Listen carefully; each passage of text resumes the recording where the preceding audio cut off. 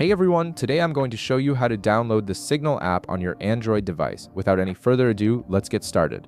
First, you'll need to open the Google Play Store on your phone. Once the Play Store opens, direct your attention to the bottom of the screen where you'll see a magnifying glass icon. Go ahead and tap on it. This will activate the search function and allow you to find the Signal app quickly.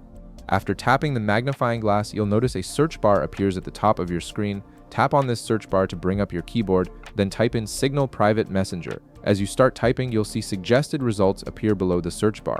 Look for Signal Private Messenger in these suggestions and tap on it. This will take you directly to the apps page in the Play Store. Now you'll be on the Signal apps page where you can see all the details about the application.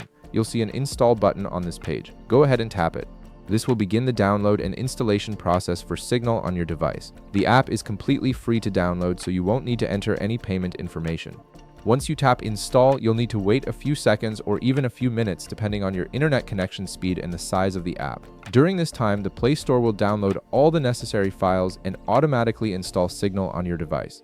You can monitor the progress through the download bar that appears on the screen. The app will handle everything automatically, so there's no need to do anything else during this waiting period. And that's it!